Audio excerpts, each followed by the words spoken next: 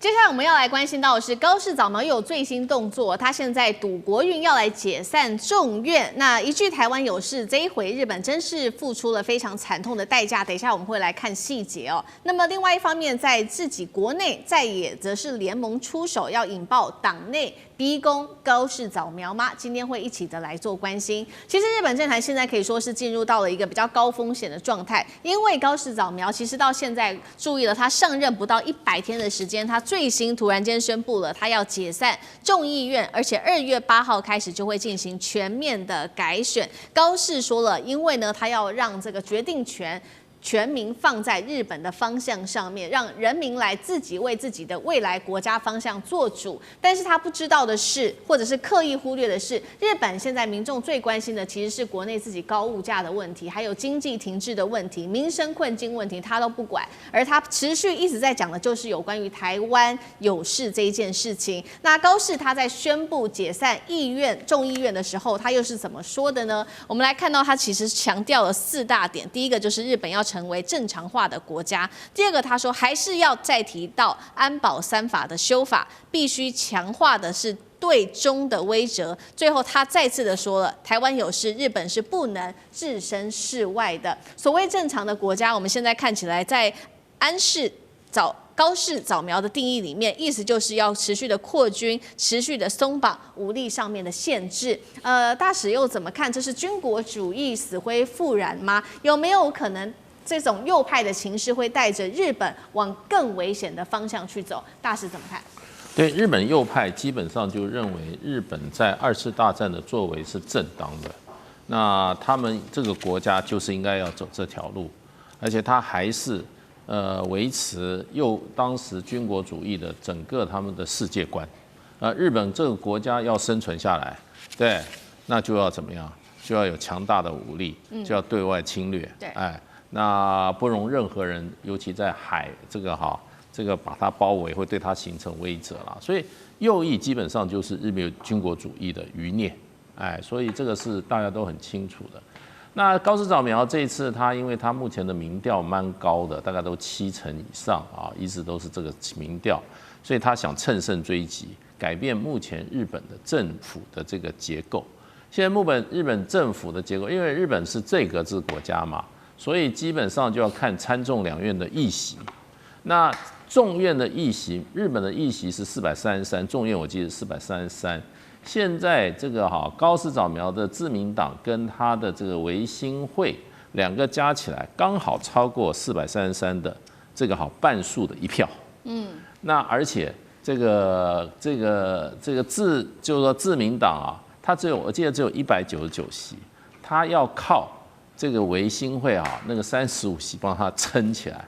可是呢，高市早苗認為，這個時候應該自民黨在他這麼高的民調名氣下，應該把他自己在國會的議席把他推上去。那推上去，而且事實上，他對於這個維新會跟他的一些所謂的結盟的條件，他也不是很清楚，因為維新會有一個結盟條件是要裁減日本國會的席次啊。那當然不會裁這些所謂的這些這個選區，而是會裁不分區的，也就是那些政黨比例代表的這些席次。那這個對於任何政府來講都是很困擾的啊。對，所以我覺得他是要擺脫這個。另外一個，日本的參院目前來講的話，事實上這個執政聯盟，也就是自民黨加上這個維新會都沒有過半。那什麼叫正常國家？當然，我們的解讀就是說，就是要怎麼樣？要擴軍，要鬆綁武力限制，這是目前現階段的。其實最高的目標是要修憲，要把日本的憲法，其實日本憲法修憲已經討論了20-30年了，都是誰在？都是極右派在這。然後安倍的時候，甚至有草案都出來了，就是沒有辦法修。那要修什麼？第一個，自衛隊改為日本的國防軍。日本沒有什麼自衛隊。第二個，日本和平憲法只做防守不做這個前置性的這種有沒有攻擊的力量，那個他也要改掉。所以這個就是美國人給日本人加到這個緊身的夾克就是那個憲法。那所以他現在事實上要做正常國家，就是要修憲。修憲他就要改造國會。國會他如果不能夠掌握的，他就沒有辦法做。所以他用一個很高的目標來號召日本的右翼的民眾來支持他。那到底會不會達到他目的的話，有人說他可能會多得自民黨會多得幾席，可是呢，問題呢可能沒有辦法照他就是說又由自民黨單獨的來控制兩院這樣子的情況之下，所以呢就變成這個其實高市早苗事實上挑釁中國大陸，有人就說對他在內政上的聲望是有幫助，這個事實也看到了，也就證明了其實右翼極端右翼不是少數人，在日本有深厚的社會跟文化跟歷史的基礎，這就是對日本的認識，不要再認為什麼都是只有右翼少數了，日本的社會的主流就是右翼。好，那極端右翼在日本的聲浪持續的崛起，再加上这個高市早苗，他希望改造國會來做修憲，所以中國大陸也做了各種層面的反擊。今天我們要特別看到從3個層面，畫面上看到從經濟、戰略跟關鍵命脈，也就是稀土上面做的反擊。首先經濟，它赴日旅遊全面啟動，水產全面禁止，還有牛肉、清酒全面出口受阻。再來就是戰略層面，東海、台海實施的是實彈軍演常態化，釣魚島巡航也增加，最後是在稀土上面的管制變得力道更加的大。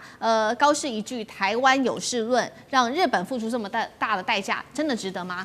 上次哥怎麼看？現在很明顯是我們現在看下來這幾個月，從去年的11月到現在來講，中國大陸現在確實把日本當假想敵。很難想象就中日兩個國家，特別是在全世界的經濟上來講，都是數1數2排前面的大國。大國之間要到這樣，叫什麼叫假想敵呢？可是我覺得現在中國大陸很明顯有一個戰略，已經可以看得出來。他不只是不高興高市早苗說台灣有事這個事情，然後你介入台海之間，看起來中國大陸是順着這個勢頭，拿日本這個國家，特別高市早苗還這麼堅定不改變的話，來練手。練什麼手呢？這都知道，其實在未來對中國大陸可能最大的衝擊跟決定，就是要不要完成兩岸統一這件事情，特別是透過武統。那一旦有訴諸台海的武力，這是牽動全世界的。而且眾所皆知，不只是全世界的智庫在分析，包括中国大陸自己也都知道，一旦如果台海方面確實有更激進的動作，北京方面的話，可能就會遭遇到制裁。所以遭遇制裁這件事，就打台灣或武統或統一當中付出的代價就是經濟制裁，這沒有任何人會反對。可是問題是，這個制裁本身，難道你就默默被制裁嗎？感覺起來現在恰好日本就是要介入台海之間，這個時候呢，所以現在中國大陸反而把制裁這個題目在後面拉到前面來，現在拆分出來，包括中美之間在对抗之前，現在看到日本其實就是在做制裁，因為制裁之間來講，制裁對方都知道是七傷拳，我傷你一定傷到自己，所以你不能只是在紙面或幕僚在演你。透過現在跟日本的這種所有這一切旅遊、水產品、和牛，包括到特別是稀土，所有全面性由軟到硬的制裁的手段先出手，而且在出手過程裡頭來看日本的承受度，以及評量中國自己本身要付出大家承受度，我認為是最關鍵的第一點。對日本的第二點，我認為在測試過程裡頭也開始測試一個東西，叫做美日同盟。過去在講美日經濟包括趨勢的同盟牢不可破，概念是，於是在這一次真的對日本出手來看，美國真的那麼挺日本嗎？那麼最後川普打電話給高市早苗，警告了一下，看到了裂縫哦，所以這個真的不是不知道。當然，第三點對中國最重要是歷史的清算，歷史傷痕。過去來講，從2次大戰之後，日本戰敗之後，其實坦白講，並沒有很真實的一個大清算，從情感到實質，所以這使得日本政府也沒有公開道歉，有很多就是常來常去修改課本的這些東西，其實對中國大陸很不滿。但是過去有個表面的東西叫做中日民間友好。仿佛其實大家在這種友好的表象上，大家都要隱忍。但中國現在有個價值的改變，什麼呢？地緣政治下，國跟國之間沒有什麼友好的，本質就是不信任彼此。有什麼好信任的？跟韓國有什麼信任？所以最後是這個東西是拿出來之後，是個全新的中國大陸在地緣政治當中全新的立足的價值，跟過去的隱忍不同。所以我看在這一次的這3個多月以來，中國大陸的所有部分，不只是對日本制裁，包括這方方層面當中，都體現中國大陸要去測試，要去具體的做，來看看真實的結果。認為現在看起來果然是持續的推進。應該會持續的下去，不會鬆軟的。好，所以我們看到中國大陸對於日本的制裁持續，同時。這個日本自己境內的民眾也感受到非常大的壓力。剛剛講了一系列，不管是從經濟戰略跟關鍵命脈上面的壓力之外，也看到說美國在這方面好像似乎沒有這麼的足夠力道去挺日本，所以日本內部也出現了各種的反彈聲浪哦，包括了這個在野是整合了反高市聯盟，現在說要組成一個新的政黨中道改革聯合，他們要阻止自民黨單獨過半。民調顯示50%以上的日本人是反對提前改選的，而且他們更焦慮的是有關於日本的物價呀、稅制跟民生等等，高市會不會被提前逼宮，甚至是提前下台？幹哥怎麼看？任何事情都有可能，不過以現在他的支持度來看的話，幾乎是以目前的狀況來講，大概他不會被，就像剛剛大師講的，因為他支持度還是很高。對。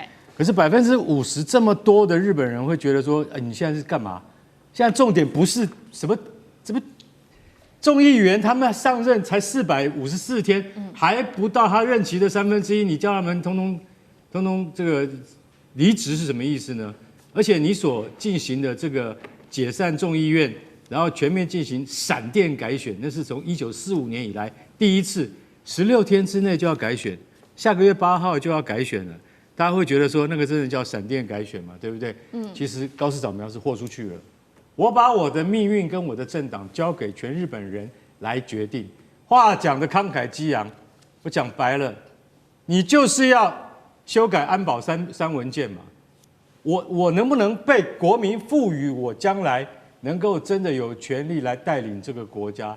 意思就是我能不能讓我的國家完全向這個右派傾倒，然後我可以真正能夠實現日本的國防的跨出那一步的自主化啊！不但它能夠賣武器，它還能夠成為真正的陸軍、海軍、三軍。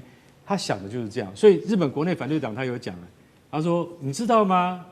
高市首相有個叫福岡飯團之友會，就是街友會啦，就是專門照顧，但是食物銀行啦。”他說：“你知道他現在已經窮到連那個食物都買不起了嗎？這個應該比較要緊吧？”比你的什麼安保3條件要來的要緊多了吧？還有很多物價的上漲，啊，這些事情老實講一句，應該是你高市內閣應該要重視的。還有一個什麼叫世紀之友會？什麼？因為日本也有無家可歸的兒童啊，他們在育幼院裡面，但是他只能夠日托，晚上還是要回到親人身邊。可是有很多小朋友都沒有。就等於是無家可歸就對了。他說：“高市，你應該要重視這些事情，這些反而應該是民生議題是比較要緊，還要被中國的制裁等等。可是你現在看高市的做法，他就完全豁出去了。我有可能丟掉首相的位置，但沒有關係，衝着我現在有高支持率，我來賭一把。如果我賭贏了，我可以告訴各位，那就是跟中國全面對峙的開始。為什麼？我先告訴你，日本你要有核子武器。”恐怕50年都做不到，但是中國現在就有核武對付着你，所以高市早苗，你不要走這個險棋。長遠來看，跟中國的對抗一定會輸，你還是重視你自己國內的民生議題會比較要緊吧。好，謝謝幹哥。那我們休息一下，馬上回來。地緣政治、內中之爭、戰略價值、強權崛起、小國生存。現在與未來，洞悉事件走向，掌握世界脈動，全球觀點盡在環球